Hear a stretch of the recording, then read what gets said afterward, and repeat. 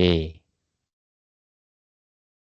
ya, kita pada perkuliahan kali ini akan belajar tentang kelas ya pada JavaScript. Kelas ini ya teman-teman merupakan satu konsep dari Object Oriented Programming. Jadi nanti ini saya hanya pada level perkenalan saja dan bagaimana cara misalnya membaca diagram kelas dan penggunaannya di dalam JavaScript. Nanti kalian kalau tidak salah di perkuliahan semester depan itu ada mata kuliah pemrograman berorientasi objek ya. Tapi kayaknya yang mengajar bukan saya. Itu akan dibahas tentang object oriented programming yang secara mendetail. Ini hanya perkenalan saja, makanya hanya di satu pertemuan ini ya. Ini sekedar kalian eh, mengetahui bahwa ada kelas di dalam JavaScript dan bagaimana penggunaannya, serta agar kalian tidak bingung ya nanti ketika belajar yang lebih lanjut ya, atau nanti saya nggak tahu ya di perkuliahan pemrograman berorientasi objek itu dosennya menggunakan bahasa pemrograman apa. Cuma biasanya sih kalau mau belajar OOP itu rata-rata menggunakan Java ya atau C++. Di PHP juga sebenarnya ada kelas gitu ya.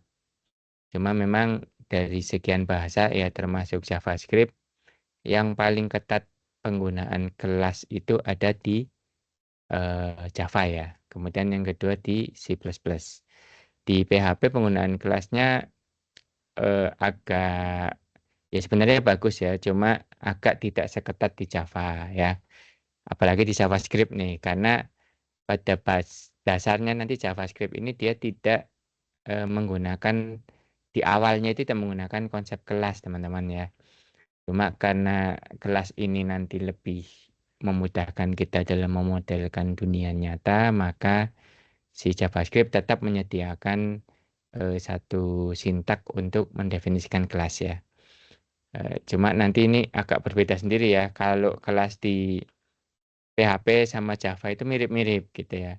Kalau di JavaScript agak berbeda dan eh, kerennya lagi, tapi sebenarnya keren ya. Karena kemarin kita sudah belajar tentang fungsi callback gitu ya. Maka nanti definisi kelas pun nanti kayak bisa ya. Salah satunya itu metode-metodenya itu menggunakan fungsi callback. Jadi gambarannya seperti itu ya teman-teman ya. Jadi ini eh, apa ya penggambaran yang sederhana di sini ya. Saya sederhanakan dan paling saya ajarkan di kalian itu konsep kelas dan inheritance ya atau pewarisan. Kayak polymorphism terus dynamic binding. Kemudian ada satu kok jadi di OOP itu ada 5 pilar ya. Jadi kelas, pewarisan, kemudian polymorphism, dynamic binding, sama satu lagi apa ya? Saya lupa. Ya, satu lagi ada sebenarnya ada 5. Cuma yang sekarang mau saya bahas itu yang di kelas dan pewarisan saja. Karena memang dua konsep ini yang nanti paling sering digunakan gitu ya. Oke, ini tujuan perkuliahan kita ya teman-teman. Pertama dapat memahami tujuan dari kelas. Jadi bahasa Inggrisnya itu kelas seperti ini ya. Nih bahasa Indonesia kelas ya kita anggap kelas aja karena memang eh, definisi apa namanya arti dari kelas ya kelas ya. Dan memang gunanya untuk pengklasifikasian ya. Klasifikasi ya. Jadi kayak kalian misalnya ya masuk ke kelas dulu ketika misalnya SMP sama SMA ya kelas 7, 8, 9, 10, 11, 12 itu sebenarnya kan pengkelasan, pengklasifikasian ya bahwa kalian itu ada di level misalnya kelas 7 itu kemampuannya sekian. maka harus di-treat sekian dan mendapatkan pelajaran yang seperti ini gitu ya. Tujuannya adalah untuk itu ya. Nanti kelas apa ya nanti akan kita bahas ya.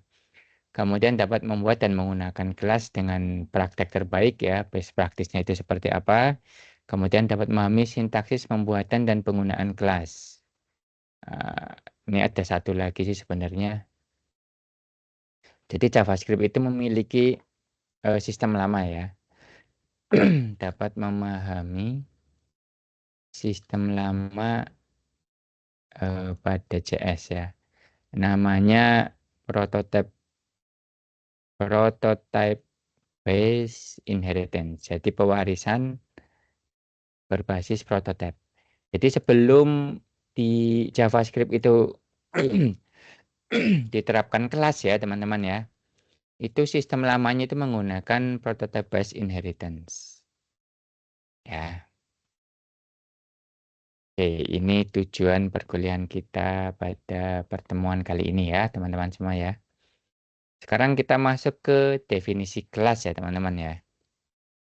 Jadi seperti tadi saya sudah utarakan, kelas itu merupakan konsep daripada pemrograman berorientasi objek ya, selain ada 4 konsep yang lain gitu ya.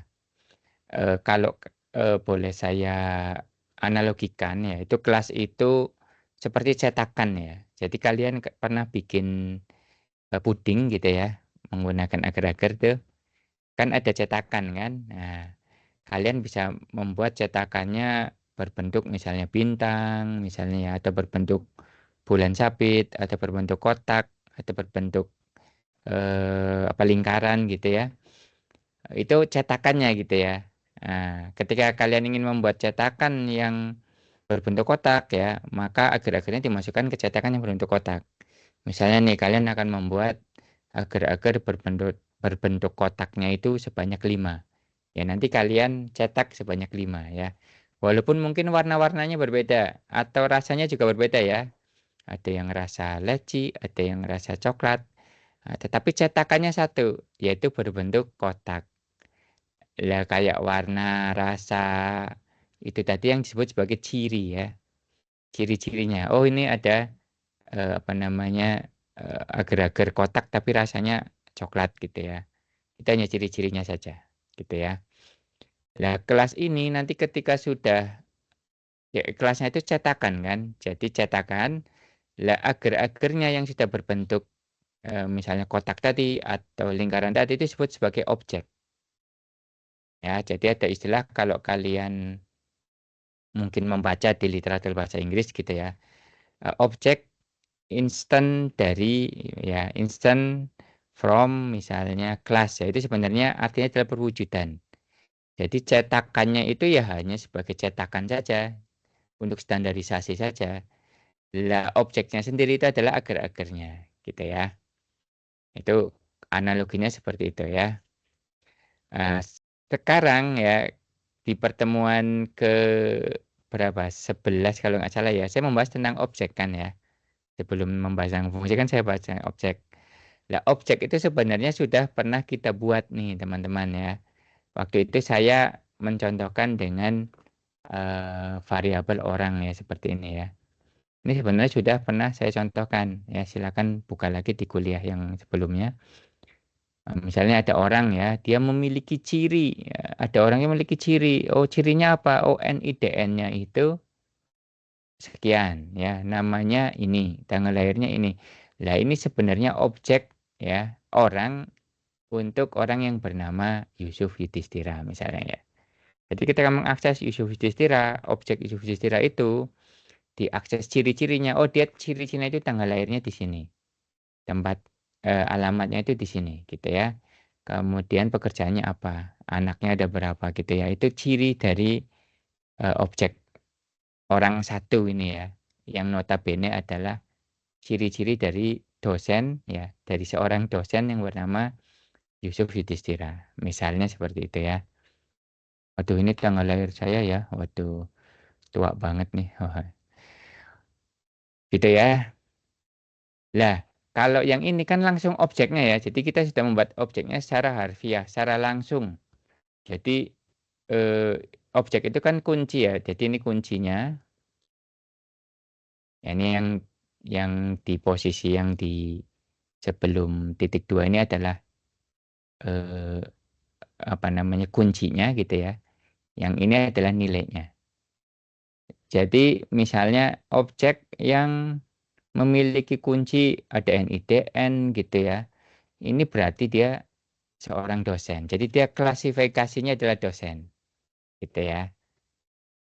Dosennya siapa? Oh, ternyata Yusuf Yudhistira gitu ya. Itu adalah eh, objek ya. Sebenarnya dia kelas ya. Kelas itu standarisasinya saja. Kelas itu nanti kita menentukan ininya teman-teman ya. Menentukan standar dari kunci-kuncinya. Jadi yang namanya dosen ya kuncinya adalah ini. Nah, ketika si dosen itu diinstan ya, diwujudkan ke dalam bentuk orangnya, baru dipopulate ya. Dipopulate itu diisi ya. Jadi key-nya itu diisi dengan nilai-nilai tertentu. Nah, jadi ini objeknya ini objek Yusuf Yudhistira gitu ya. Yusuf Yudhistira itu apa? Oh, Yusuf Yudhistira itu wujud dari ya kelas dosen ya. Misalnya nanti ini ada misalnya Mas Oki Setiawan ya. NIM-nya sekian, nama Oki Setiawan, tanggal lahir bla bla bla, alamat bla bla bla. Pekerjaan misalnya mahasiswa gitu ya. Lah ya mungkin ya mahasiswa mungkin juga udah punya anak ya, cuma dalam kasus ini gitu ya. Mahasiswa itu diketahui jumlah anaknya itu tidak relevan, maka tidak dimasukkan. Gitu ya. Nanti ada nih. Jadi objek si Oki Setiawan ini adalah wujud dari kelas mahasiswa. Gitu ya, teman-teman ya.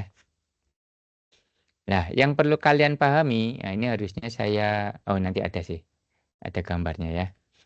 Kelas ini sebenarnya dia cetakan ya, dan memiliki dua hal di dalamnya. Yang pertama adalah ciri-ciri tadi, ya berupa bentuknya itu kunci dan nilainya tadi, itu ciri-ciri ya.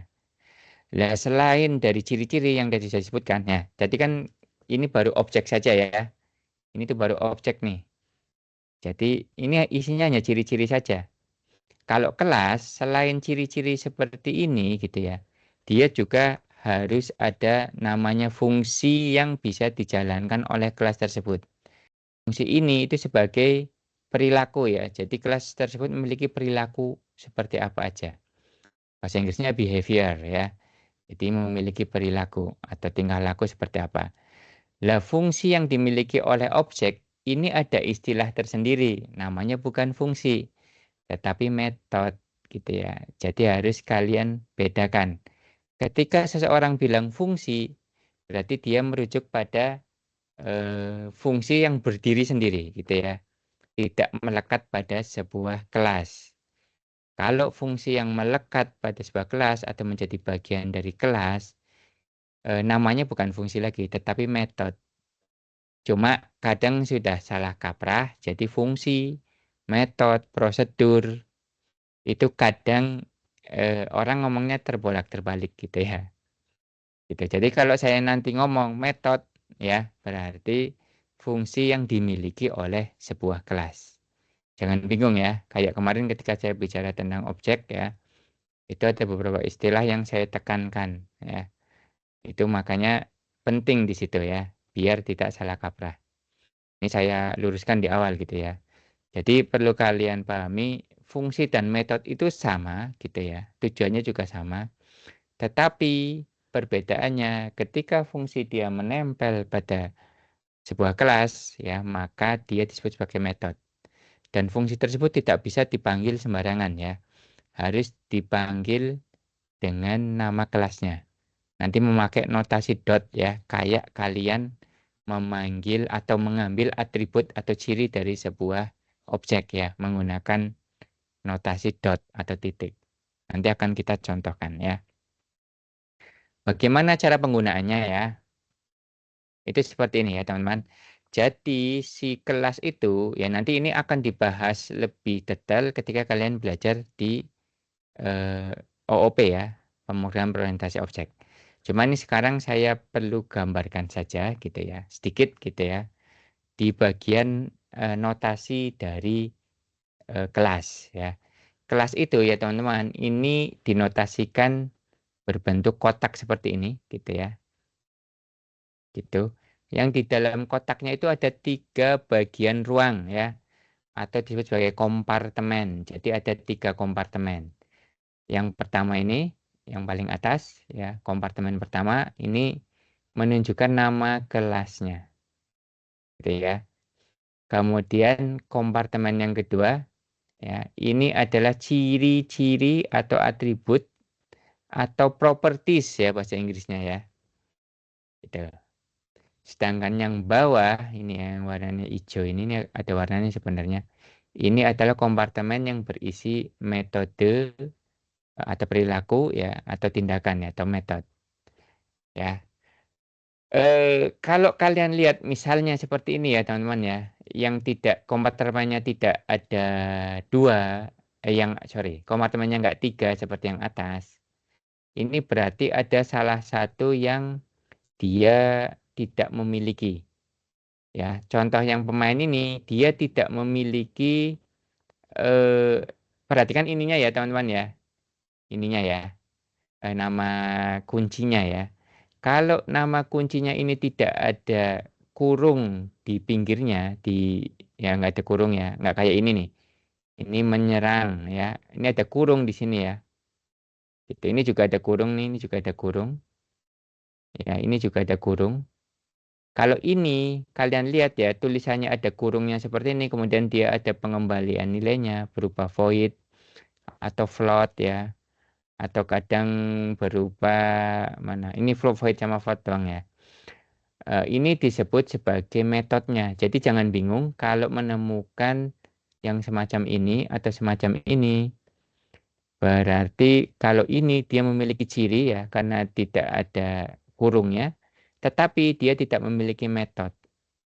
Gitu ya. Kalau musuh ini dia memiliki metode tetapi dia tidak memiliki ciri.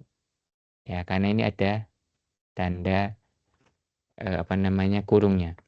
Lah antara notasi 1 dan 2 ya ini sebenarnya sama ya teman-teman ya. Gitu ya. Bedanya di mana? Kalau kalian menemukan tanda ini apa ya? Tanda panah ke atas tetapi tengahnya bolong ini ya, kotak kayak gini ya. Jadi tanda panahnya itu kayak gini. Ini menunjukkan dia adalah anak dari gitu ya. Atau bahasa Inggrisnya itu inheritance ya. Jadi ini teman-teman, pemain sama musuh ini adalah anak dari kelas aktor. Karena dia anak, maka dia akan mewarisi. Persis kayak genetik ya. Jadi anaknya itu mewarisi gen dari orang tuanya. Yang atas ini kan orang tua nih, ya parent.